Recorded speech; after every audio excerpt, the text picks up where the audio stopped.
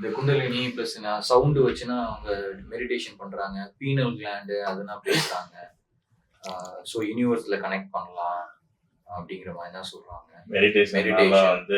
அதுதானே சொல்றேன். மெடிடேஷன் என்னன்னா ஒரு உணர்வு நிலையில அந்த உணர்வு நிலையை அடையிறதுக்கு நீ சும்மா தான் இருக்கணும்.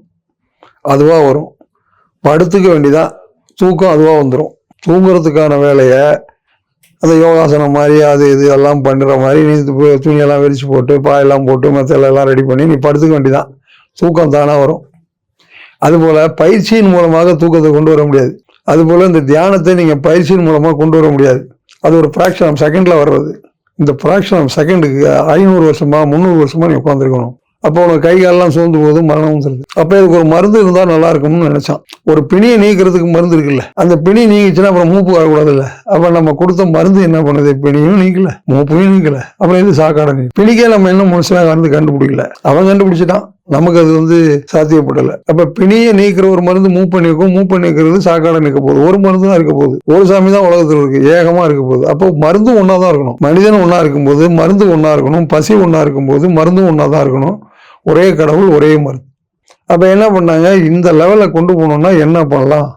அப்போ மனதால தான் நான் உணர்வுனா உடல் இருக்கிற வரைக்கும் மனசு இருக்க போகுது. அப்போ மனசு இருக்கும்போது இறைவனை இது பண்ண எப்படி பண்றதுன்னு தெரியல. இதுல 2 விஷயம் சொல்றாங்க, தேக முக்தி, விதேக முக்தின்னு சொல்றாங்க. தேகத்தோடவே இந்த இறைவனை அடையிறது, அப்படியே கூண்டோடு கைலாயம்னு அதுக்கு பேரு. அவையாரெல்லாம் போனாங்கல்ல, அந்த மாதிரி உடல்ல விடாம போறது, உடலோடவே போறது. இது அரிச்சந்திரனோட தாத்தா திருசங்க அது மாதிரி பண்ணி போனாரு, கூண்டோடு கைலாயம் அப்படின்னு சொல்லி போறது. இதை சேரமான் போனா. இது மாதிரி நம்ம மக்கள்ல நிறைய பேர், நந்தனார் போயிருக்காரு இல்லையா, சீதை போனாங்களா இல்லையா, சத்தியவான் போனானா இல்லையா, நலன் போனானா இல்லையா, இது மாதிரி நிறைய கதைகள் நிறைய இருக்கு. பௌத்தத்துல இருக்கு, இதுல இருக்கு, எல்லாத்துலயுமே இருக்கு. அந்த ஒரு மருந்து இருந்தது அப்படின்னு சொன்னா நீங்க சும்மா உட்காந்தீங்கன்னா அது மாதிரினா பசி, தூக்கம், தாகம் மற்றும் எத்தனை ஆண்டுகள் ஆனாலும் இருக்கும்போது அது எப்பயாவது ஒரு நேரத்துல அந்த தியானத்துல அது உங்களுக்கு புரிவிடுது. அது உங்களை கரைச்சி மேல கொண்டு போய் நீங்க எங்க இருந்து வந்தீங்களோ அங்கேயே நீங்க திரும்பி ரிட்டர்ன் போயிருவீங்க. இறைவன்கிட்ட இருந்து வந்தீங்கன்னு வச்சுங்களேன். ஒரு உதாரணத்துக்கு, இது எந்த அளவுக்கு சரியான உண்மைன்னு எனக்கு தெரியல. இறைவன்கிட்ட இருந்து வந்தீங்க, திரும்ப இறைவன்கிட்ட போகிறீங்க. எந்த வழியிலிருந்து வந்தீங்களோ அந்த வழியில ரிட்டர்ன் போக போறீங்க. இது நீங்க இறந்து போனதுக்கு அப்புறம் இது நல்லா தெரியும். பாதி தூரம் இந்த பக்கம் தூக்கிட்டு போவான். இங்க இருந்து புறப்படும் போது பாத்தீங்கன்னா அந்த பணத்தை தூக்கிட்டு போகும்போது, சவத்தை தூக்கிட்டு போகும்போது பாடையில ஊர் பக்கம் தலை இருக்கும். அங்க சுடுகாட்டிகிட்ட போனோடனே மாத்துவான், தலையை அந்த பக்கம் வைப்பான். பாதையும் மாற்றி அப்படின்னு வருது, பாடம் மாத்திரன்னு சொல்லுவாங்கல்ல, பாதையை மாத்திரம். ஒரு தாயின் கருப்பையிலிருந்து தலை முதல்ல வெளியில் வருதா, நீங்க வாழ தெரியலையா, இறந்து போயிட்டியா, திரும்பவும் தாயின் கருப்பைக்கு எப்படி போவ, அதே தலைவலியா தான் போகணும். அப்ப உயிர் மேல இந்த 10 9 நவதுரான்னு சொல்லல, 10வது துவாரம் அடைச்சு போச்சு தலையில. அதன் வழியா தான் உள்ள வந்தது. இது திருப்பி அது வழியா வெளியில போயிடும். இதுக்கு கபால மனுஷம்னு பேரு.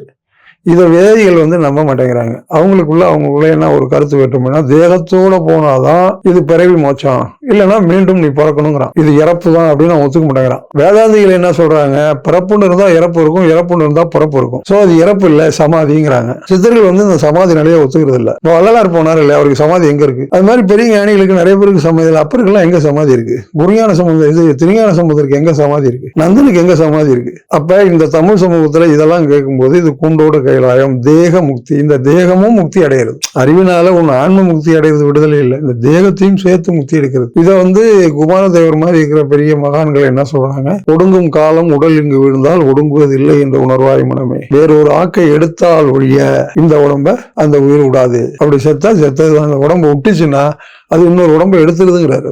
அதனால இந்த ராசியில பிறந்தவங்க, இந்த ராசியில பிறந்தவங்க எல்லாம் இதான் கடைசி பிறப்புன்னு நீ சொல்ல முடியாது.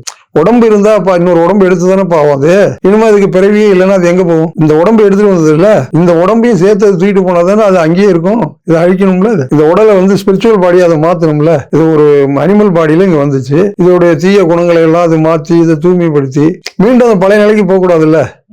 தகரத்தை தங்கமாக்கிட்ட நீ, அப்ப தகரம் தங்கமாயிடுச்சு, அது தங்கமாவே தானே இருக்கணும். மீண்டும் தகரம் ஆயிடுச்சு அப்படின்னா அது செஞ்ச முறை தப்பு. தகரத்தை தங்கமாக்கிட்டு அது வெளியில போயிடுச்சுங்க, கொஞ்ச நாள் கழிச்சு தகரம் ஆயிடுச்சுங்க அப்படின்னா செய்முறையே தப்பு இல்லையா? அப்ப இந்த உடலை அது மீண்டும் ஸ்பிரிச்சுவலா பாடியா மாத்திருச்சு அப்படின்னா இந்த உடல் அது கூடவே விடாது.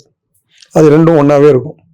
தாயும் தகவடுமா எப்போ சேர்ந்துருக்கும், இன்விசிபிள் அது ஜாயின் பண்ணிச்சு. அதுக்கு கர்மா கிடையாது, ஒன்றும் கிடையாது. அது முழுமையான விடுதலை அடைச்சுன்னு தான் பூர்ண விடுதலை, பூர்ணிமா அப்படின்னு பேர். அதுக்கு பூரணம் அப்படின்னு சொல்றாங்க.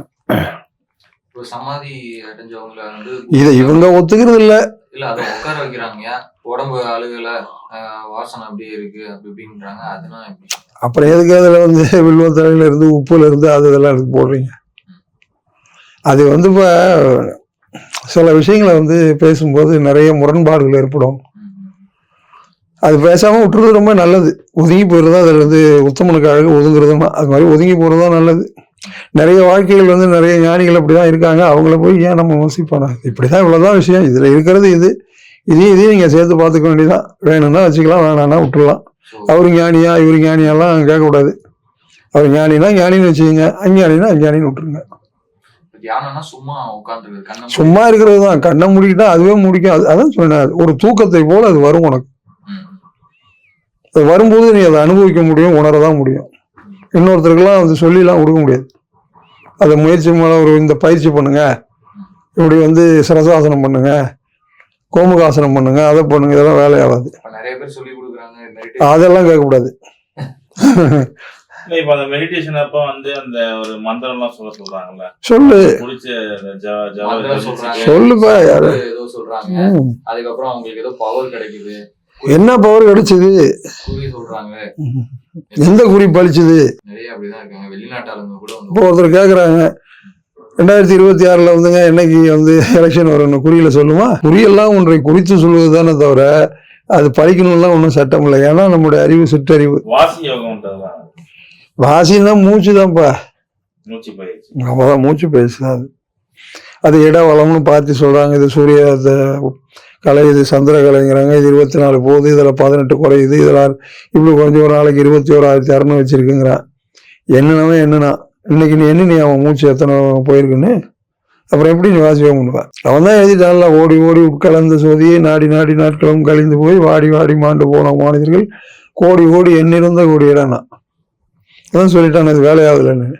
அது நீ நாடிலாம் ஒன்றும் பண்ண முடியாது தம்பி, அது போயிடும் தம்பி. இப்போ வெறும் மெடிடேஷன் பண்ணா அந்த பீனல் கிளாண்ட் ஓபன் ஆகி அந்த சமாதி அதாவது ஜோதி நிலைக்கு போவோமா, இல்ல மருந்தால மட்டும்தான் போக முடியுமா? அவங்க போறேன்னு சொல்றாங்க, வேதாந்திகள் சொல்றாங்க இப்படி போகலாம். இறைவனை வந்து சதா காலமும் சதா சிவனே இருந்தாலும் இறைவனை அடையலாம்னு சொல்றாங்க. சிவம்னா என்னங்கிறதுலேயே சந்தேகம் வந்துருதா இல்லையா? சிவம்ங்கிறதுக்கு வந்து குருஞான சம்பந்தம் வந்து விளக்கம் சொல்றாரு. உருவை அருவை ஒளியை வெளியை இருளை சிவம் என்று ராதே மருள் புரிந்த அறிவினார் பின்னமர எங்கும் கண்டு தானே செறிந்த பொருள். அதான் சிவம்னு அவர் சொல்றாரு. ஒரு பொருள் சிவம்ங்கிறார், அது எல்லாத்துலேயும் ஊடி இருக்குங்கிறார். அதை உயிர்னு நம்ம சொல்றோம், உயிர் தான் சிவம் அப்படிங்கிற பொருள் நம்ம எடுத்துக்கிறோம், அவ்வளோதான். அது எதுவாக இருக்குது அப்படின்னா அறிவாக இருக்குது. தன்னைத்தான் அறியும் அறிவு. அறிவே அறிவறியும். அறிவு தான் ஆராயும். அறிவு தான் ஒரு திடமான நம்பிக்கை கொடுக்கும். அதனால கடவுள் என்பது நம்ம தமிழ் மரபுப்படி அறிவு. ஆ அப்படின்னா அகரம். அகரம்னா எல்லா சாமியும் இப்படிதான் கை காட்டுது. பஞ்சபூதங்களாக நான் இருக்கிறேன் அப்படின்னு சொல்லுது. பஞ்சபூதங்கள்னா அந்த ஐம்பொருள் அப்படின்னு சொல்லு. நீர் நிலம் காட்டு தன்மையில் 5 பூதங்களாக இருக்கு. இப்படி காமிச்சா ஆன்னு அர்த்தம் இருக்கு. இது அகரமா இருக்குது. இது ஆங்கிற எழுத்து இப்படிதான் இருக்கும். இப்படி காட்டுறதுக்கு போதெல்லாம் அது படுத்துருக்கு. வள்ளலார் வந்து இந்த அகரங்கிறத பத்தி நல்லா பிரம்மாண்டமா பேசியிருப்பார். ஒரு லெவலுக்கு மேல அவராலையும் சிறந்த விளக்கம் கொடுக்க முடியலன்னா விரித்துறையின் இது விரிஞ்சுக்கிட்டே போகும், அம்மம் அஞ்சுவோம் அப்படிங்கிறாரு. விரித்துறைக்கு இயலாதுங்கிறாரு, அவ்வளவு பெருசுங்கிறாரு. இன்ஃபினிட்டி அது. அதனாலதான் கட்டுறது கை மண் அளவு அப்படின்னு வந்து அவையார் சொன்னது வந்து என்னன்னா, தன்னுடைய பணிவினால சொல்லப்பட்டதில்லை. கட்டுறது கை மண்ணளவுனா இவ்வளவு மண்ணில் தான் நீ கற்றுக்கிட்டேங்கிற பொருள் இல்லை. இந்த நமச்சிவாயங்கிற இந்த மண் இருக்கா இல்லையா, இந்த பஞ்சபூதங்கள் இருக்கா, இந்த பஞ்சபூதங்களை தான் நீ கட்டுறது. இந்த கையளவு இந்த பஞ்சபூதங்களை தான் நீ கற்றுக்க முடியும். நீ என்ன பரீட்சை இதெல்லாம் முடித்தாலும் உன்னோட தேர்ச்சிக்கு வந்து யார் திருத்தி கொடுப்பா? பேப்பரை வாத்தியார். அது மாதிரி ஒரு ஸ்டேஜ் வரைக்கும் நீ வெயிட் பண்ண வேண்டியதான். காத்திரு, நம்பிக்கையோடு இரு, பொறுத்துரு, அது இறைவன் வருவான் அப்படின்னு. இறைவனுக்காக எல்லாம் காத்திருக்கான், வெயிட்டிங் லிஸ்ட். அதுதான் எல்லாரும் வந்து என்ன பண்ணுறாங்க, கபரஸ்தானம் வைக்கிறான், சுடுகாடு வைக்கிறான், எல்லாம் பண்ணுறான், புதைச்சி வைக்கிறான். ஏன்னா அவர் வந்து எழுப்புவார் நம்பிக்கையோடு தானே இருக்கான். ஜீசஸ் வருவார், மீண்டும் எழுப்புதல் கூட்டம்லாம் சொல்கிறாங்க, நம்பிக்கையோடு இருக்கான். ஏன்னா அவருக்கு தான் எழுப்புற சக்தி இருக்கு. பகீரதன் வந்தான்னா நம்மளெல்லாம் எழுப்பிட்டு போயிடுவான். பகீரதன் எழுப்புனாங்களா இல்லையா? பகீரதன் எழுப்பினான்னு ஒத்துக்கும் போது ஜீசஸ் எழுப்புவார்னு ஒத்துக்க வேண்டியதானே. இல்லாதெல்லாம் மத சண்டைப்பா.